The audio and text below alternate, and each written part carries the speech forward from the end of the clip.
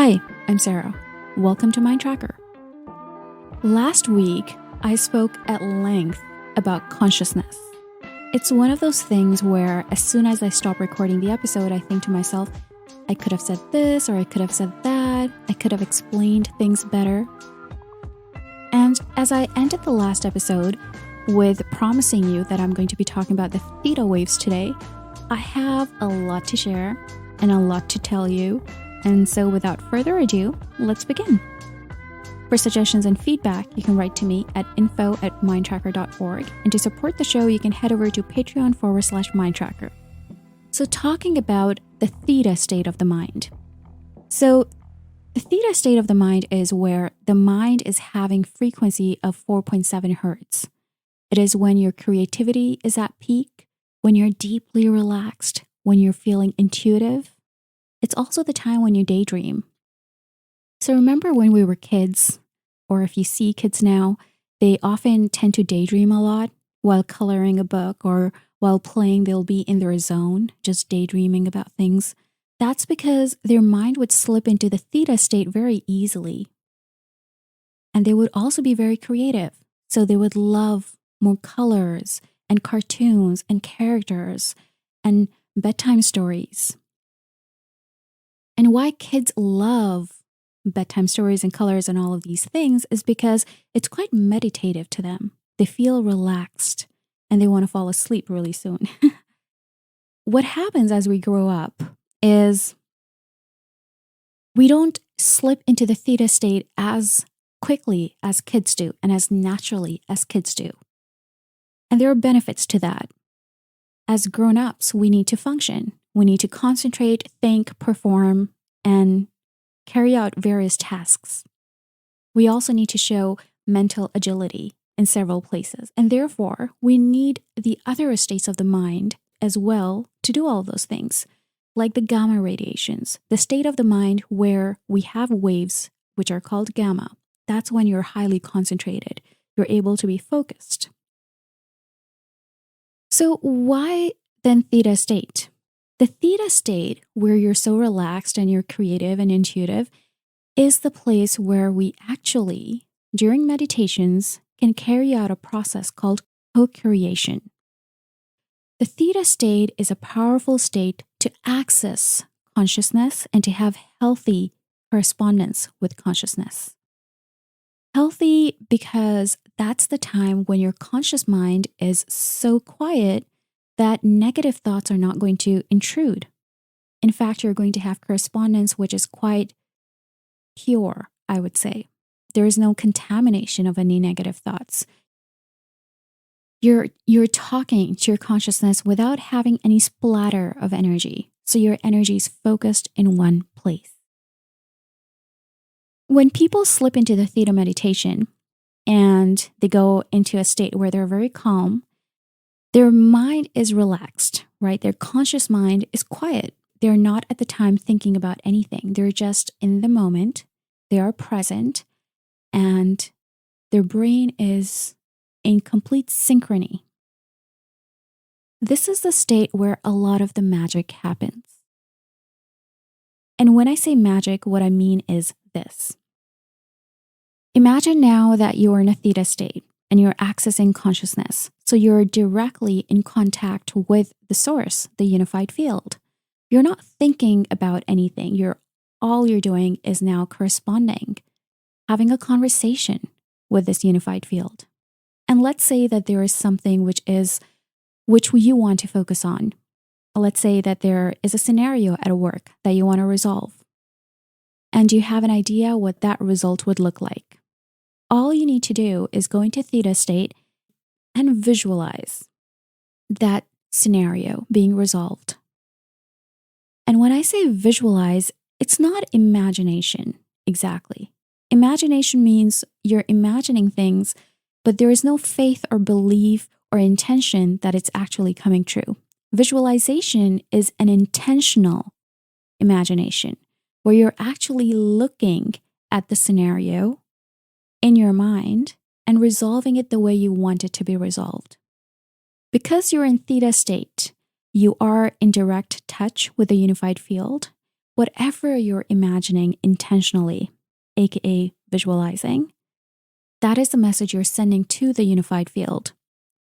And because the unified field is a plane of energy where everything already exists, the scenario that you are visualizing also already exists. You're merely visualizing it to bring it into your experience. As you visualize it and you set an intention that this is what you want to experience, and you start coming out of your meditative state, you will remain in the alpha state. That is like a passive state, relaxed, but not very relaxed. You can still, carry out your daily activities. However, you are passively thinking. When you are in your alpha state, that is when you must know that whatever you have visualized is going to happen. It's already done. It's done, and now all you have to do is act as if it's done. And then comes the state of being. And maybe what I'm saying is like too much back to back to back, but this is all that you really need. This is the magic trick. You visualize in the theta state. You come out of the meditation. You are in the alpha state and you believe it to be done. And now you're in the state of being where it's already done. You are going to see it happen in your life. There is no other way.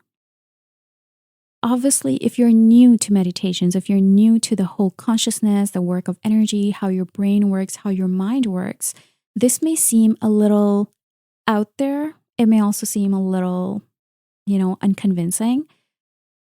But give it a try. Maybe it works for you when you try it. And I will be creating more resources for you to use this in your daily life and perhaps walk you through them. I will be talking about them in the end of the episode.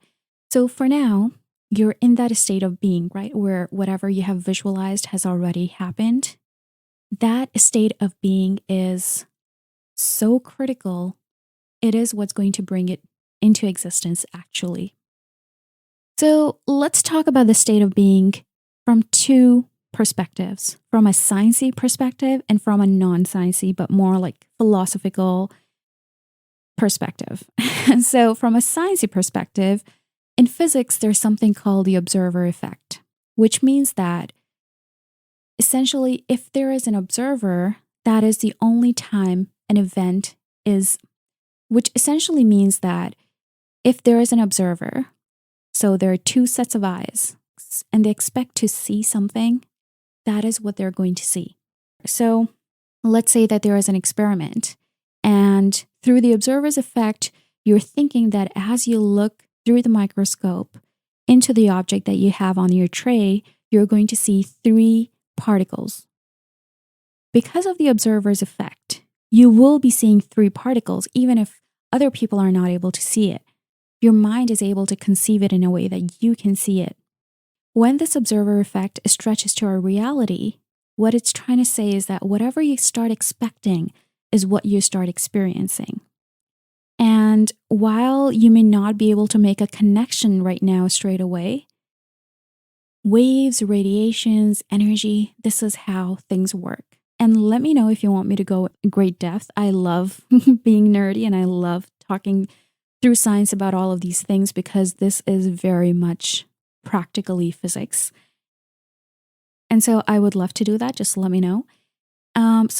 If you start observing something, that is what you start experiencing. So going back to the alpha state and going back to the state of being, when somebody's in the state of being and they're believing that something is done, a resolution is done that they've visualized in their meditation, that is what they're going to experience. Now, talking about that state of being through a non-sciencey lens, I have a story to share. So I was scrolling through Instagram and I saw Garen Jones. And Garen Jones is a fantastic public speaker. He has had some experiences which are quite interesting and they're quite useful. He was talking about his personal experience in the prison. And he spoke about something which I believe is going to be very useful for you to know. It's going to highlight the importance of state of being. So Garen's story was something like this. Everything was going for Garen, and he had music videos, collaborations. He was getting his billboards in Times Square. He was doing well. He's an artist, so he was doing really well. During that time, he gets an offer that he would get a sum of money if he takes some drugs. And I'm not sure if he knew they were drugs or not, but he was supposed to take a package and drive it across the border, and he would be rewarded with a sum of money. So Garen does that. He gets caught, and then he goes to prison for 12 years because the police is able to find more than 6 kg of heroin. So he goes to prison. Now, in prison, he and the rest of the people were allowed to watch a movie called Shawshank Redemption. In Shawshank Redemption, there is a dialogue which one of the characters say, and it was something like this. Shawshank, by the way, is also based in prison, so they're quite relatable to the people who are watching. So in Shawshank, the dialogue was, "They can take everything from me, but they're not able to take my mind." So in the movie, the person who was in the prison was referring to the people outside of prison in authority and saying that they can take anything from me, but they cannot take my mind. And that is what clicked with Garen. And he starts to reflect on it. And he thinks to himself that this is true. When I was a free man, I would tell myself that I feel like I'm in a prison in my body. And he would say that to himself, and that obviously changed his state of being, right? He actually believed he's in a prison in his body. And he ended up in prison. So he thought very smartly, if I can use my mind to get me into prison, I can also use my mind to get me out of prison. So from now on, I am a free man. And so Garen starts doing everything a free person would do. He was singing, he was joyful, he would do everything that made him genuinely happy. He completely embodied the person or the version who was free. So even though he was in prison, if you would look at his state of being, he was actually a free man in his state of being, in his mind. He never identified himself to be in prison. So, because all of these things work, your mind is connected to the unified field. What you're thinking over time deeply and actually believe in your subconscious mind is what you will experience in life. Because these things are true, what started to happen with Garen is that after 2 years, he actually gets set free. Remember, he was in prison for a 12-year sentence, and he gets free in only 2.5 years. And that happens because all of a sudden, out of nowhere, the drugs that were confiscated at the time of his, when he was being arrested, they were tested. And the police found out that 90% of the drugs were fake. Only 10% was real. And for that 10%, he had already been in prison and served his part. So now he's free. These drugs were tested before as well 3 times. But remember, his state of being at the time he was being arrested was that he felt like he was in a prison in his body. And that state of being brought him to a prison in reality. At the time when he was being free, the state of being was that I am a free man. So something had to happen, right? Something had to happen for him to be free in reality as well. And so the drugs got tested and he was set free. This is a phenomenal story. It's very simple, but it gives us a massive opportunity to learn and understand that the relationship we have with our mind and the relationship we have with the reality around us is a relationship that we can be aware of and use it to our advantage. We can benefit from that relationship, and we can be careful with that relationship. If our mind is actually always dictating how our reality is going to turn out, that means we can now play with it a little bit. Perhaps we can experiment in the beginning and we can start making small changes in our mind and our thought process, in our belief systems, through meditation, through techniques which work. And then slowly and gradually, we can make bigger changes. And ultimately, we can start living a life that we're very happy with. And as I mentioned earlier, the unified field is unlimited, and so are we when we get in touch with that unified field, right? So through these meditative practices, when you start getting in touch with unified field and you start changing your state of being as if you have those things that you desire, as if you are the person that you want to be, there is no limit to what you can achieve. You're pretty much unlimited at that point. With that note, I'm going to move on to Jose Silva. So I mentioned in the last episode about Jose Silva. Jose Silva's meditations were more transformative. He had a few types of meditations. And what I liked about Jose Silva was that he took his time. He researched for years before he came up with these methods. He tried it out on his kids, and then he tried it out on other people that needed benefits from those meditations. And afterwards, the word started to spread. And he started to get traction. Then he would go and do workshops around the world. And that's how his meditation techniques got known.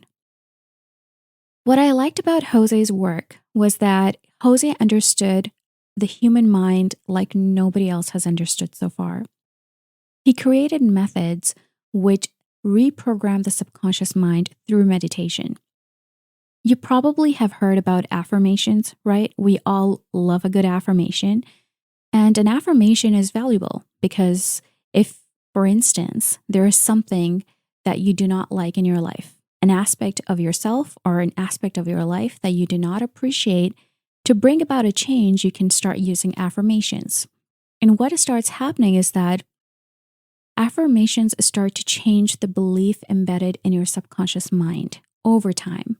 So let's say that somebody wants to believe that they are healthy and beautiful. And they start with affirmations such as, I'm thankful to be healthy and beautiful. And let's say that this person never thought that they were healthy and beautiful, and they think about themselves quite oppositely. And then they start using this affirmation. What's going to happen over time is that they're going to start believing in these words. And as they repeat these words to themselves, it will start to seem like a fact. And they will start to feel healthy and beautiful as well. They probably are going to be making healthy choices. There is a shift in identity taking place over time because of this affirmation. Now, let's look at the meditation. In meditation, you tap into deeper levels of the mind. The parts of the mind where you are accessing your subconscious mind. When you start using affirmations in deeper levels of your mind, when you're deep in meditation and let's say you're using affirmations over there, you're no longer just affirming something, you're pretty much reprogramming yourself. You're embedding a belief system in yourself. And the benefit of reprogramming yourself during meditation with a belief that you like is that it's going to stay. It's going to have more impact on you.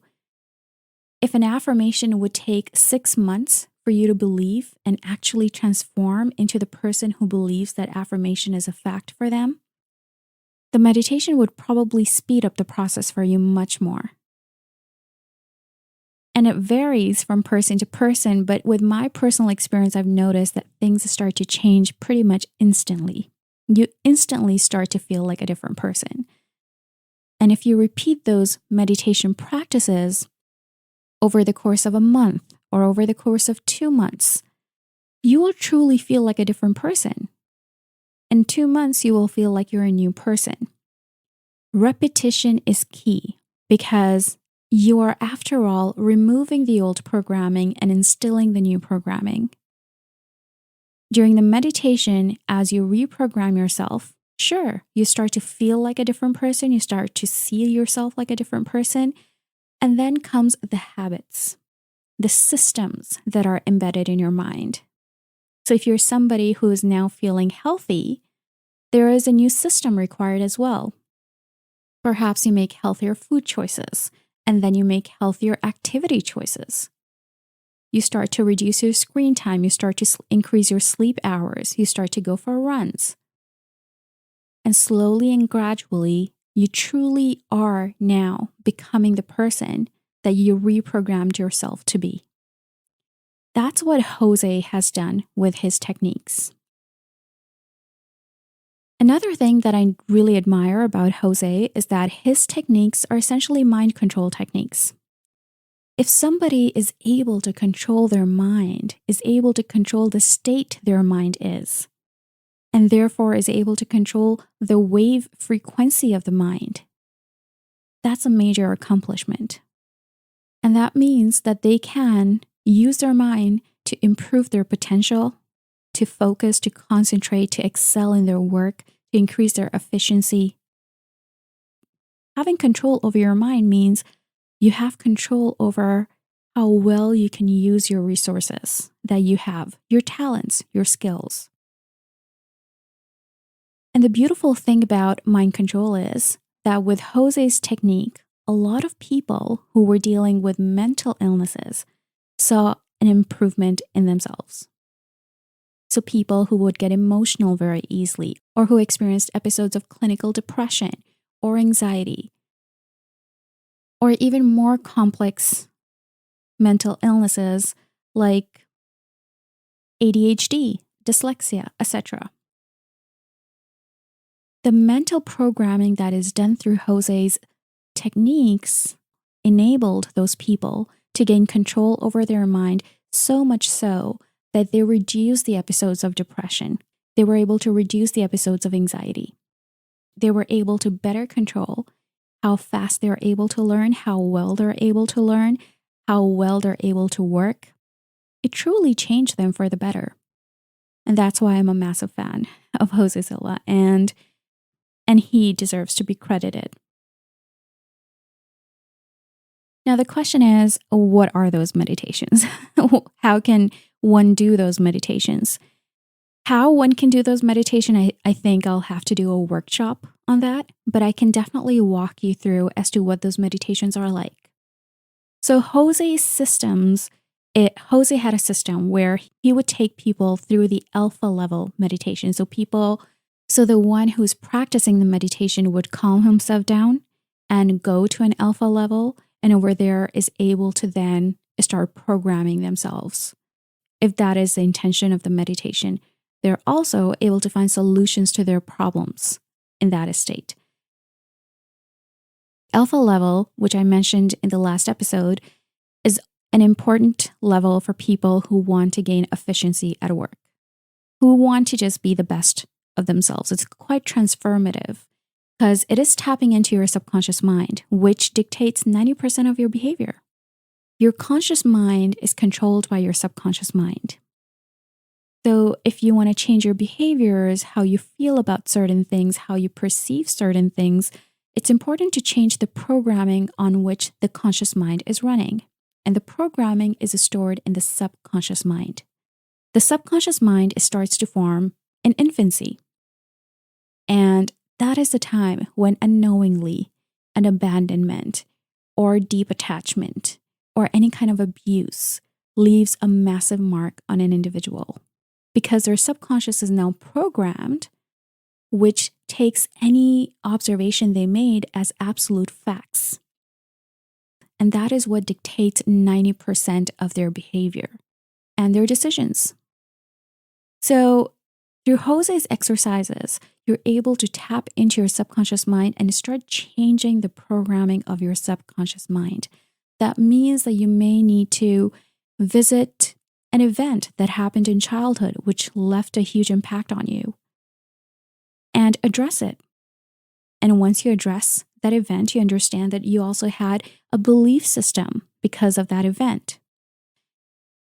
I made an entire episode on this, and you can check it out. I'm going to link it in the description below. It's all about the belief systems and how they impact you.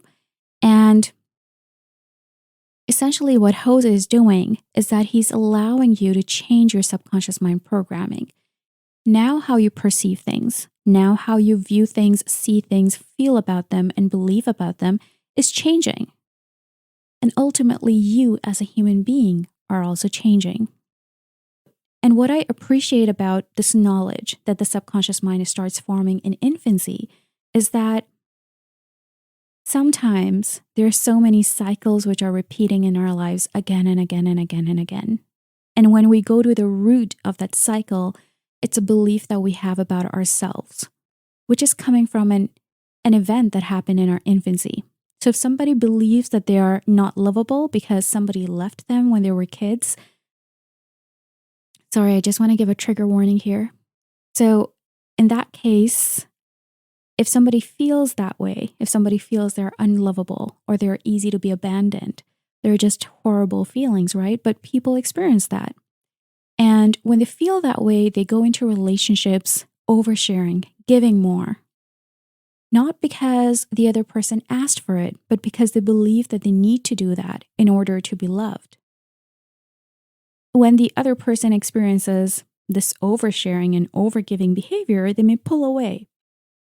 In turn, making this person who's giving so much feel that, see, no matter what I do, they don't love me. So it's true.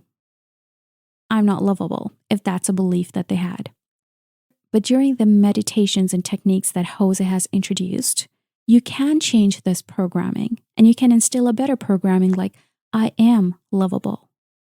And with this new programming, the way you approach relationships is going to be different. You're now going to be approaching relationships with a feeling of having respect and contentment within yourself, knowing that you're lovable. And what it's going to do as a result is going to change any cycle happening in your life. So if you have had a cycle where a lot of people were pulling away, now with this new identity that you have, people will start respecting you because you are going to start respecting yourself and are going to have healthy boundaries. You may not be oversharing. You're probably going to be showing a lot of love to yourself. And we all know if somebody loves themselves and respects themselves in a healthy manner, they attract individuals who love and respect them as well. So that's Jose Silva's amazing techniques and meditations.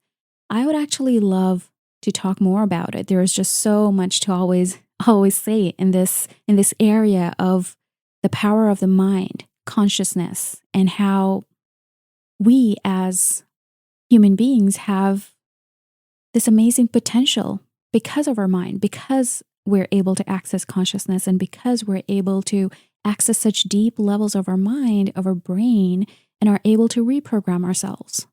We can transform as much as we like. We can excel as much as we like. We can have as much potential as we like. Really, the sky is the limit. And that's why these mental techniques are so powerful and valuable. With that being said, if you have any questions, if you have reviews and suggestions, please write to me at info@mindtracker.org. And to support the show, you can head over to Patreon/Mindtracker. Both links are going to be in the description below.